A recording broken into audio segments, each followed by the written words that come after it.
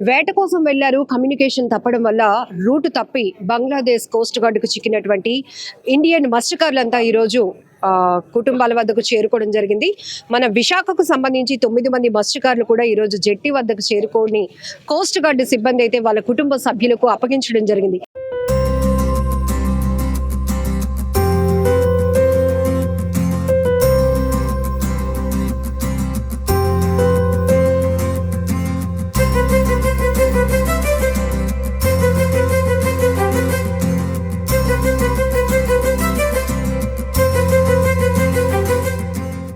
ఒక ఆవిడ కూడా నీళ్ళు పోసుకొని ఉంది. చాలా ఇబ్బందులు పడి చాలా అవకాశాలు వచ్చాయి.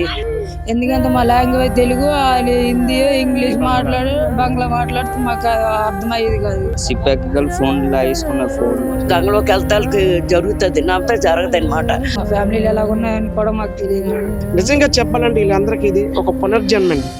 ముఖ్యంగా చెప్పాలంటే ఏపీ మెకనైజ్డ్ బోట్ అసోసియేషన్ తీసుకున్నటువంటి ఇనిషియేటివ్ కానీ, ఫిషర్మెన్స్ జేడీ గారి ఆధ్వర్యంలో అట్లానే పోలీస్ డిపార్ట్మెంట్ ఇవరందరూ తీసుకున్నటువంటి ఒక గొప్ప ఇనిషియేటివ్ వల్ల ఇదంతా కూడా చట్టబద్ధంగా జరగాలి కాబట్టి కాస్త ఆలస్యమైనప్పటికీ ఇప్పటికైనా వీరంతా కూడా తమ ప్రాంతాలకు చేరుకోవటం, కుటుంబ సభ్యులు కూడా కన్నీళ్లు పెట్టుకుంటున్నారు. 100 రోజుల పైనే వేటకు వెళ్ళిన వాళ్ళంతా కూడా ఈ రోజు ఇప్పుడిక్కడికి చేరుకోవడంతో చూస్తున్న వీళ్ళ ఎమోషన్స్ అన్ని వీరెవరూ ఊహించలేనటువంటి పరిస్థితులు అక్కడ చిక్కుకోవడం జరిగింది. ఏం జరిగింది అసలు? ఎప్పుడు వెళ్ళారు మీరు వేటకి? మీ వైఫ్ కూడా ప్రెగ్నెంట్ కదా, మా ప్రెగ్నెంట్ టైంలో మీరు పక్కనే ఉంటే బాగుంటుంది అని ఆవిడ ఎక్స్పెక్ట్ చేశారు. చెప్పండి, ఏమైంది అసలు? ఆ రోజు ఏం జరిగింది? ఆ రోజు మిస్టేక్ బట్టే అలాగే వెళ్ళిపోయాం మేడం. ప్రాబ్లం పెట్టి బోట్ ఆ బోర్డర్ నుంచి వెళ్ళిపోయింది మేడం. అంటే కమ్యూనికేషన్ సిస్టమ్ అది ఉంటుంది. జీపీఎస్ సిస్టమ్ ఇంజిన్ రిపేర్ ఆగిపోతే పని చేయదు మేడం. దానికి ఛార్జింగ్ ఉంటేనే పని చేస్తే, ఛార్జింగ్ లేకపోతే ఆగిపోతాయి సెట్లు అన్నీ. ఇప్పుడు కూడా అలాగే సెట్లు అన్నీ ఖరాబ్ అయిపోతే మన పోస్ట్ గార్డ్ ల్యాబీ వెనకాల అలాగ మనం ఫాలో అవుతూ మమ్మల్ని 6 అయితే ల్యాబీలోకి తీసుకున్నారు. 3 మ్యాన్ డ్రైవింగ్ చేసిన వాళ్ళు మాత్రం బోట్లో నుంచుకున్నారు. అలాగా ల్యాబీని ఫాలో అవుతూ అలాగ వచ్చింది. మమ్మల్ని ల్యాబీ కూడా బాగానే చూసుకున్నారు, బయటకు కూడా వెళ్ళలేదు మేడం. మీరు ఎప్పుడు వెళ్ళారు ఇక్కడ నుంచి? వేటకి ఎప్పుడు బయలుదేరారు? అక్టోబర్లో 10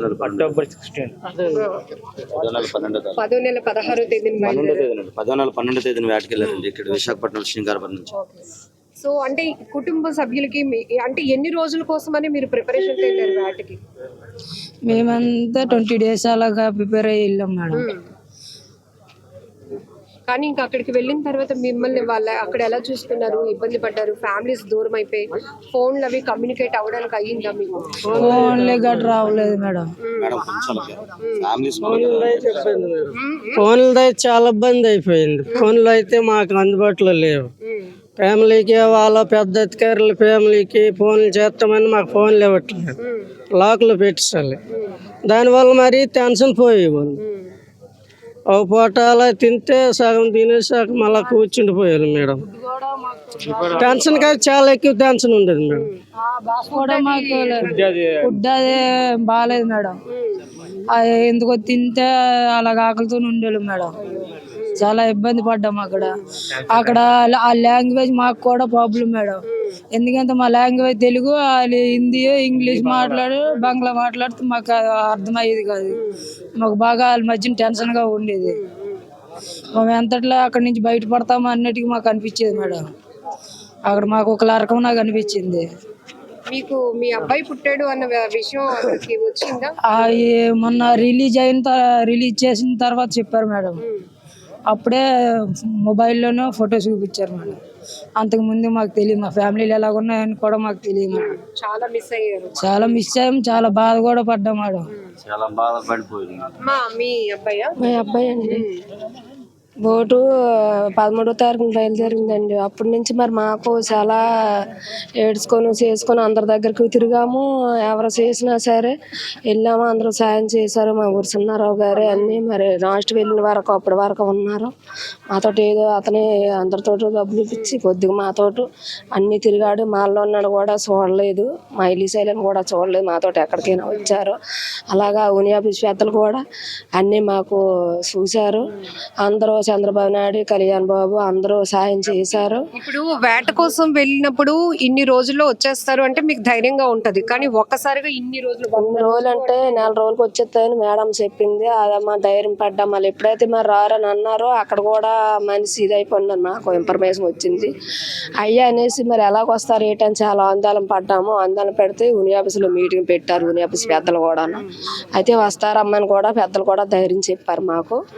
ధైర్యం చెప్పినా సరే మా ధైర్యం కూడా ఇంకా మాకు కోలుకోవట్లేదు మాకు. అలాగని మా ఊరు చిన్నారావు గారు మా ఇంటికి వచ్చాడు, అక్క వచ్చేస్తారు భయపడకండి కొద్దిగా మా ధైర్యం చెప్పారు. అలా యూనియాబ్స్ పెద్దలు కూడా వచ్చేస్తారమ్మా అనేసి అతను వాళ్ళు కూడా మాకు హామీ ఇచ్చారు. అందరూ చేశారు, అన్ని చేశారండి. అంతేనండి. మీ అమ్మగారు బాగా గుర్తొచ్చారండి గుర్తొస్తారు మేడం. ఏం జరుగుతుందో అసలు అర్థమైందా అక్కడ? అక్కడ ఏమైందో కూడా మాకు తెలీదు. అసలు ఇంట్లో దగ్గర ఫ్యామిలీలు ఎలాగున్నారో ఎవరు ఎలాగున్నారో అని కూడా తెలీదు. జైల్లోని అంత ఇబ్బందులు పడిపోయి ఉండేవాళ్ళము.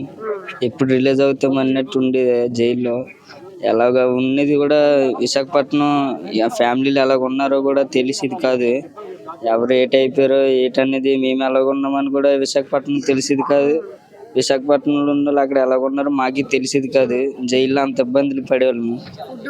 ఫుడ్ అది పెట్టేవారు కానీ మాకు తినాలనిపించేది కాదు. అంత బాగా ఉండేది. ఫోన్లు లేవు, అసలు ఏమీ లేవు. ఫోన్లు వాళ్ళు తీసుకున్నారు, సిప్ ఎక్కగల ఫోన్లు లాగేసుకున్నారు. ఫోన్లు, ఆధార్ కార్డులు ఇవన్నీ అంత ఇబ్బందులు పడేవాళ్ళు మాకు. మీకు తెలుస్తుందా మీరు బోర్డర్ వైపు వెళ్ళిపోతున్నారు అని? అసలు మీకు తెలియదు. అంతే, కరెంటు బోట్ అయిపోయింది. బోట్ అయిపోతున్నా నుంచి కిందన రిపేర్ చేస్తున్నాం. రిపేర్ చేసి స్టార్ట్ అవుతుంది, వెళ్ళాం. మన బోర్డర్ లోకి వస్తుంది, ఈ లోపు వచ్చి పట్టేసుకున్నాడు చిప్పాడు. మన బోర్డర్ లోనే ఉన్నారా? మన బోర్డర్ లోనే ఉన్నాం. మన బోర్డర్ లోకి వచ్చి లాక్కి వెళ్ళిపోయాడు రోప్ వేసుకొని. మరి అక్కడ ఏటైందో తెలీదు. సో అక్కడ వెళ్ళిన తర్వాత మీలానే చాలా మంది ఉన్నారు కదా మన బోల్డ్ మంది ఉన్నారు కానీ మాట్లాడుకొని బోర్డర్లో వేరే దగ్గరికి వెళ్ళి రోప్ వేస్తున్నాము. రోప్ వేసేలోపు ఈ లోపు సిక్కుడు వచ్చి కల వేస్తాడు. మరి అక్కడ ఈడిసుకెళ్ళిపోయాడు బంగ్లాదేశ్కి. మరి అక్కడ ఏటైంది అనేది ఇంకా ఫ్యామిలీలు ఎలాగున్నారో కూడా మాకే తెలిసేది కాదు. అంత ఇబ్బందులు పడారు. అంటే బంగ్లాదేశ్ బోర్డర్ వరకు మీరు వెళ్ళిపోవడం అంటే ఎన్ని నాటికల్ మైళ్ళ దూరం ఉంటుందమ్మా? అంత బోర్డర్కి వెళ్ళిపోలేదు. మా ఇంజిన్ ఆగిపోవడమే పెద్ద రిపేర్ వచ్చింది. అదే పెద్ద మిస్టేక్. ఈ లోపు సిప్పుడు వచ్చి కల వేస్తాడు. కల వేసి రోప్ వేసుకొని ఈడ్చుకెళ్ళిపోయాడు. అంతే మేడం. ఇప్పుడైతే కొద్దిగా హ్యాపీగా అనిపిస్తుంది బంగ్లాదేశ్ నుంచి వచ్చి. సో మీ ఫ్యామిలీ బాగా మిస్ అయ్యారు అందరూ. అసలు ఏం జరిగిందో తెలియక పిల్లలు బాగా మిస్ అయ్యాను సార్. మిస్ అయితే చాలా మిస్ అయ్యాము. 20 రోజులకి వచ్చేవాళ్ళము, 100 రోజులకి వచ్చామంటే ఎంత మిస్ అయ్యామంటే ఆ బాధ అనేది మాకు తెలుస్తుంది. అది అవి మాట్లాడి ఇంకా అయ్యే మాటలు మేడం. పిల్లలు డాడీ ఎప్పుడు వస్తారు అలా అడిగేవాళ్ళండి. హెల్త్ కూడా బాగాలేదు, పిల్లలకు కూడా డాడీ మీద టెన్షన్ పెట్టేసుకుని నాకు కూడా బాగాలేదు, పిల్లలకు కూడా బాగాలేదు. అసలు ఇప్పుడు కూడా బాగాలేక ఇంటికాడ ఉంచుతాం. ఇప్పుడు వచ్చానండి. బోట్కి ఐసు ఆయిల్ అంతా వేసి ఏటలకి వెళ్ళారమ్మా. ఏటలకి వెళ్ళా బోట్ అక్కడ పట్టించాక ఇక్కడ భార్య పిల్లలు చాలా బాధలు పడ్డారు. ఆ బోటు వాండర్ కూడా ఎవరు కాళ్ళు పట్టుకోవాలి అందరినీ కూడా రికమెండేషన్ చేయించారు. అయినా అక్కడ వదలలేదు. ఇక్కడ నాయకులు మాట్లాడుకొని ఆ తర్వాత ఇక్కడ ప్రెసిడెంట్లు, యూనియన్ ప్రెసిడెంట్లు వాళ్ళు మాట్లాడి ఏడీ ఆఫీస్ గారు ఆదుకున్నారు. ఏడీ ఆఫీస్ వాళ్ళు ఫిషింగ్ హార్బర్లను ఆదుకొని ఇవన్నీ అందరూ రికమెండేషన్ వల్ల వచ్చారు. ఇక్కడ భార్య పిల్లల మట్టుకు చాలా ఇబ్బందులు పడ్డారు. ఒక ఆవిడ కూడా నీళ్ళు పోసుకొని ఉంది. చాలా ఇబ్బందులు పడి చాలా అవకాశాలు వచ్చాయి. బోటు వాండర్ కూడా చాలా పన్నెండు బాధలన్నీ పడ్డాడు. అక్కడ ఈ ఏడీ ఆఫీస్ వాళ్ళు, యూనియన్ ఆఫీస్ వాళ్ళు ఆదుకున్నారు. అక్కడ నాయకులతో మాట్లాడి ఇక్కడ నాయకులు కూడా మాట్లాడి ఆదుకొని వాళ్ళకి ఇబ్బందులు లేకుండా బోట్ ఇక్కడ వరకు ఫిషింగ్ హార్బర్ తీసుకొచ్చారు. సముద్రం మీద వేట అంటే ఎప్పుడు దినదిన గండమేనమ్మా. ఎప్పుడు ఏట ఆడతారు. ఎప్పుడు కూడా ఇవి ఒక తోడ ఎట్లని చేపలకి వెళ్తారనమాట. ఎప్పుడు ఇది వాళ్ళకి దొరికిపోతామంటే తప్పకుండా కూడా బోట్లు వదలరు. నానా బాధలు పెడతారు అక్కడ వాళ్ళు. కళాశాలని డ్రైవర్ని బాధ పెట్టి బోట్లు వదిలి పని ఏమి ఉండదు. కొన్ని గంజాకాడ కూడా బోట్లు పట్టేశారు. గంజాకాడ బోట్లు పట్టేసి కూడా ఆ బోట్లు కూడా వదలలేదు. వాళ్ళ భార్య పిల్లలు కూడా గొళ్ళు మీద ఏడుస్తున్నారు. గంజాకాడ బోట్లో పట్టేసి అవి కూడా వదలలేదు మేడం గారు. ఆ బోట్లు కూడా వదలలేదు. చాలా ఇబ్బందులు పడే అవకాశం ఉంది. కళాశాలు డ్రైవర్లు భార్యలు ఇక్కడ వాళ్ళ వంకను బతికిన వాళ్ళు గంగలోకి వెళ్తానికి జరుగుతుంది, నాతో జరగదు అనమాట. అలాగే ఏటకని వెళ్తాడికి గంజాలోని కూడా బోట్లు పట్టేశారు మేడం గారు. ఆ బోట్లు కూడా వదలడం లేదు. 6 నెలల వరకు వదలమనేసి చెప్తున్నారు. అప్పుడు ఈ ఆడవాళ్ళు ఏమైపోతారు? తల్లి పిల్లలు ఇక్కడ గోలు పెట్టేస్తున్నారు. ఏడీ ఆఫీస్ వాళ్ళు యూనియన్ ఆఫీస్ వాళ్ళు మట్టుకు ఆదుకున్నారు. ఇక్కడ నాయకులు కూడా వెళ్ళి వాళ్ళతో మాట్లాడటం కూడా జరిగింది. ఆ బోట్లు కూడా వదలలేదు గంజాల బోట్లు. సో దీనికి సంబంధించి మాట్లాడడానికి AP mechanised boat association president Lakshmanarao గారు మనతో పాటు ఉన్నారు. సార్, 9 మంది మత్స్యకారులు అక్కడ చిక్కుకుపోయారంటే 20 రోజుల్లో మా వాళ్ళు వేటకెళ్ళి వచ్చేస్తారు అని ఎదురు చూసే కుటుంబాలు ఇన్ని రోజుల పాటు ఎంత యాతన అనుభవించాయో మనందరికీ తెలిసిన విషయమే. ఎట్లా చెప్తారు? అందులో మీ ఇనిషియేటివ్ కూడా ఉంది. కానీ ఒకటి మాత్రం వాస్తవమా, నిజంగా చెప్పాలంటే వీళ్ళందరికీ ఇది ఒక పునర్జన్మ అండి. ఈ పుట్టిన భూమికి తల్లిదండ్రులకి మరి ఎంతో బ్రతుకు పంచుకున్న భార్య పిల్లలకి ఈరోజు దగ్గర అవుతారని ఎవరికి ఆశలు అనేది నిర్వీర్యం అయిపోయాయి. కానీ అటువంటి పరిస్థితుల్లో వీళ్ళందరూ ఒకసారి వచ్చేసరికి మరి వాళ్ళ భార్య పిల్లలు ఆనందానికి ఇంకా అద్దులే.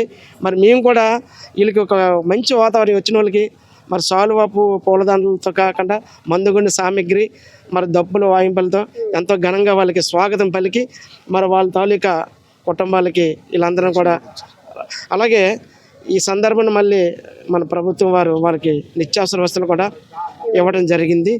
అంతేకాకుండా వీళ్ళు వెళ్ళిన 93 రోజులు కూడా సుమారుగా మన రాష్ట్ర ప్రభుత్వం ఒక్కొక్కరికి నెలకు 10,000 రూపాయలు చొప్పున 30,000 ఒక్కొక్కరికి ఇవ్వడం జరిగింది.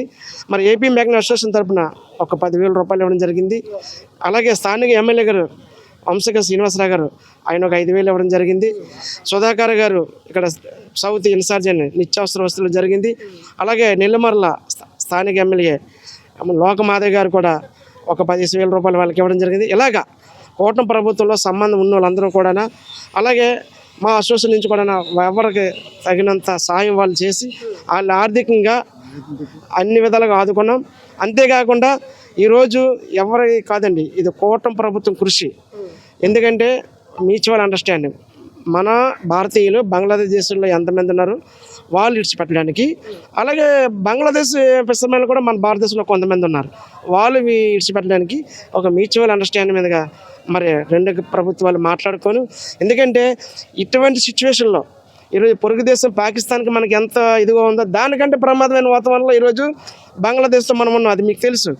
ఇటువంటి పరిస్థితుల్లో మరి కేంద్ర రాష్ట్ర ప్రభుత్వాలు నిజంగా చెప్పాలంటే గౌరవ ముఖ్యమంత్రి చంద్రబాబు నాయుడు గారు అయితేనేమి, మరి డిప్యూటీ సీఎం పవన్ కళ్యాణ్ గారు అయితేనేమి, అలాగే లోకేష్ బాబు గారు అయితే వీళ్ళందరూ ఎంతో శ్రద్ధతో, అసలు ఇలా ఏంటంటే ఒక నాయకుల్లా కాదండి, వాళ్ళ కుటుంబంలో ఒక ఫ్యామిలీస్ నెంబర్ మిస్ అయినట్టుగా వాళ్ళు ఎంతో శ్రద్ధతో చర్య తీసుకొని, భర్త గారు అయితే ఇంకానండి ఆఫీస్కి వెళ్తే నాది బాధ్యత, నేను తీసుకొస్తా, మీరేం భయపడ చెప్పేవారు. కానీ మరి తెల్లారితే టీవీ వేస్తే ఎవరెవరు భారతీయులు చంపేశారనేసరికి ఆందోళన కానీ మళ్ళీ ప్రభుత్వాలు మళ్ళీ ఎటు నుంచి ఎటు అవుతుందో మన ప్రయత్నం విఫలం అవ్వకూడదని మనం ఏం చేస్తామంటే అక్కడ బంగ్లాదేశ్లో బెనర్జీ గురించి ఒక లాయర్ని కూడా మనం పెట్టడం జరిగింది. ఆయన కూడా ఎప్పటికప్పుడు మనకి అక్కడ ఉన్న సమాచారం మనకి చేరవేయడం, ఆ లాయర్కి ఇవ్వాల్సిన ఫీజులు కూడా మనం బోటు వాండతో ఇప్పించి, ఎందుకంటే ఎంత బాధపడడం కారణం అంటే గతంలో బంగ్లాదేశ్కి మనకున్న వాతావరణం చాలా మంచిగా ఉండేది, స్నేహపూర్వకంగా ఉండేది. ఈరోజు వాళ్ళకి మనకి శత్రు దేశాలుగా తయారయ్యాం. ఎందుకంటే బగ్గుమంటుంది వాళ్ళకి మనకి. ఇటువంటి పరిస్థితుల్లో మనం చిక్కుకోవడం వల్ల మనకి అంత ఇబ్బంది పడవలసి వచ్చింది. ఏదేమైనా సరే చివరిగా ఒకటే మాట అండి, కూటమి ప్రభుత్వం వారు ఎంతో సాక్షాత్యంగా మరి ఎంతో మంచి శ్రద్ధతో మరి వీళ్ళందరి పట్ల చూపించి ఈరోజు వాళ్ళ కుటుంబాలకు అప్పచెప్పినందుకు మరొక్కసారి మా ఏపీ మెకనైజ్డ్ అసోసియేషన్ తరఫున కూటమి ప్రభుత్వంకి, స్థానిక లీడర్స్ అయిన పార్లమెంట్ సభ్యుల ఎంపీ గారు భర్త గారికి, ఎమ్మెల్యే గారు వంశీ గారికి కృతజ్ఞతలు తెలియజేస్తున్నాను. విశాఖ హార్బర్ జెట్టి దగ్గర అయితే గనక ఒక సంబరమే అని చెప్పాలి. ఎందుకంటే ఇన్ని కుటుంబాల్లో ఒక రకంగా ఆనందం వచ్చింది అంటే తమ వాళ్ళు మళ్ళీ వాళ్ళ దగ్గరికి చేరుకోవడం వల్ల అని చెప్పాలి. ఒక్కొక్కరిని చూస్తున్నారు కదా, ఎమోషన్స్ పట్టుకొని హత్తుకొని ఏడ్చేస్తున్నారు. ఏం తిన్నారు, ఎలా ఉన్నారు, అక్కడ ఎలా ఉంది అనేది ఒక బాధ అయితే 100 రోజుల పాటు హఠాత్తుగా మిమ్మల్ని మిస్ అయిపోయాం, కమ్యూనికేషన్ లేదు, పిల్లలు మిమ్మల్ని అడుగుతున్నారు అనే వాళ్ళు కొంతమంది. ఇప్పుడు 9 మంది మత్స్యకారులు ఒక అతనైతే వాళ్ళ వైఫ్ ప్రెగ్నెంట్, ఆమెతో ఇంతకు ముందు కూడా మనం ఇంటర్వ్యూ మాట్లాడించినప్పుడు ఖచ్చితంగా ఇప్పుడు ప్రెగ్నెంట్ సమయంలో నా భర్త ప్రేమని నేను ఎక్కువగా కోరుకుంటున్నాను మేడం, తన నా దగ్గర ఉండి చూసుకోవాలనుకున్నాను, కానీ వేటకు వెళ్ళిన వాడు బంగ్లాదేశ్కి చిక్కుకోవడం అనేది ఇప్పుడు నేను తట్టుకోలేకపోతున్నాను. కనీసం నా బిడ్డకి నేను డెలివరీ టైంకి నా భర్త నా పక్కన ఉంటారు అని ఆశిస్తున్నాను అన్నారు. బట్ ఇవన్నీ కూడా చట్టబద్ధంగా జరగాల్సినటువంటి విషయాలు కాబట్టి కాస్త లేట్ అయినప్పటికీ ఇప్పుడు అతను మనం మాట్లాడించిన అతనికి కూడా బాబు పుట్టాడు. కనీసం తను ఒక తండ్రిని అయ్యానని, కొడుకు పుట్టాడు అని ఆనందమైనటువంటి కబురు కూడా అతనికి అందలేనటువంటి పరిస్థితి. బట్ అక్కడ ఉన్నటువంటి లాంగ్వేజ్ ప్రాబ్లం కావచ్చు, ఫుడ్ కల్చర్ కూడా డిఫరెంట్గా ఉంటుంది. వీటన్నిటి వల్ల అనేక రకాలుగా బాధలు పడ్డామని కూడా మత్స్యకారులు చెప్తా ఉన్నారు.